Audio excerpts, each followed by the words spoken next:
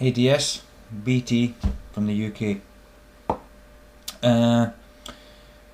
X and O's, men and women. You were looking for some answers. Now, I don't really have the answer that you were really looking for, but what I think we have to do to address this situation of what's acceptable for men, what's acceptable for women, what's unacceptable, is to actually look at us as a species. I mean, you have to know where you've come from in order to understand where you are. Now, I have to say, I'm not venturing an opinion here. That has to be understood. This isn't me talking. I'm basically trying to put a perspective on this X and O situation, and it's going to sound sexist, but it's not coming from me. This is just simply facts as I think they exist. The reason I think guys are able to look upon their conquests as a good thing, as some kind of, like what fighter pilots used to put a little German cross on the side of the fuselage every time they shot down a plane. Well, it's the notches on the bedpost principle, I suppose.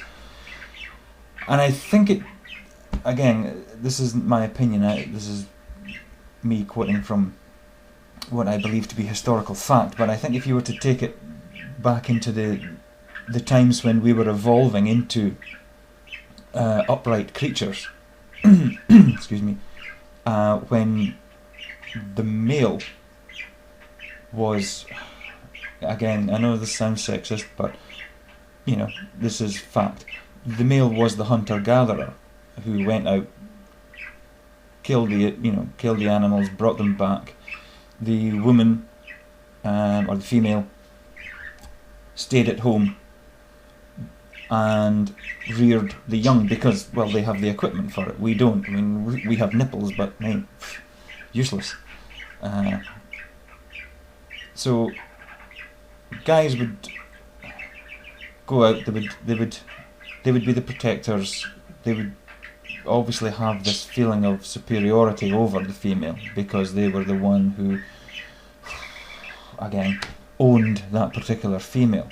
Now, in nature, quite often the male's role in a relationship, be it a human or a lion in the savannah or a fish in the ocean, is quite a minimal role. We produce this liquid and that's it, whereas the female has to grow this other life form inside them by supplying it with nourishment and nutrients from her own body, which she then has to provide for this new life, possibly if it's one of those steady male-female relationships, like or where there's a bond, like swans, and they bond for life, where the male again is in a position.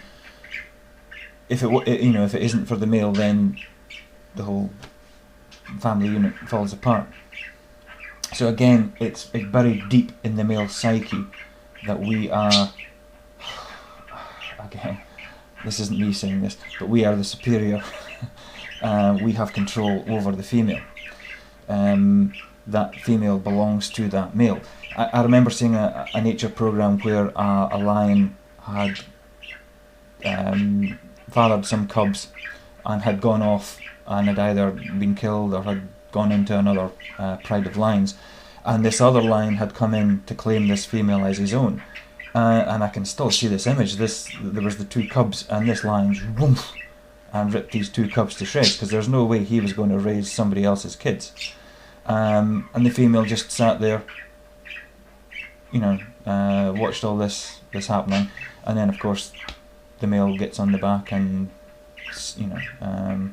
sires his own line, and that's what it's all about.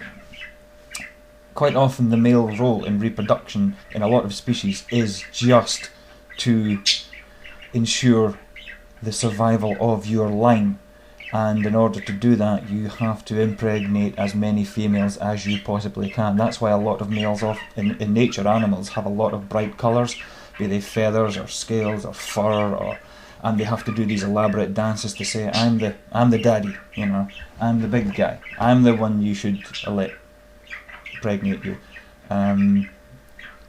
So this thing that's buried deep in our subconscious is still there. I mean, you look at a typical family setup, you know, husband, wife, 2.4 kids, dog, cat, whatever.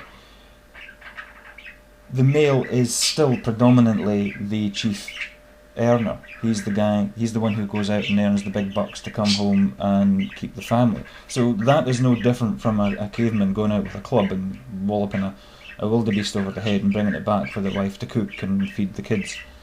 So that hasn't really changed. The surroundings have changed, but what we are as a species is still there. And this connection to nature is still there. So we've just, our shells have evolved, whereas this thing hasn't. I mean, we've created this very complex society around us, and it's now coming into conflict with this internal programming, if you like. You know, we're now, in theory, a more civilized race. But I don't think you can go against something that's written in the DNA. We're still wild animals. You can see that every single time you turn on the news or open a newspaper, which both of us don't do anymore, and you can see that we are still a primitive warring race. I mean, we're still tribesmen from that point of view. Now we have, instead of spears, we still have spears, except we can throw them into another country, and instead of stabbing one creature, it'll take out an entire city. Such is progress. So, to conclude, again, I don't think what we're doing is wrong. We're just misinterpreting it, and we have to, I'm not saying accept it, but we have to work around it. We have to know and realise and acknowledge the fact that we are what we are before we can take the next step. We know where we've been, we just need to know how to go on. Peace, brother. That still doesn't work, does it?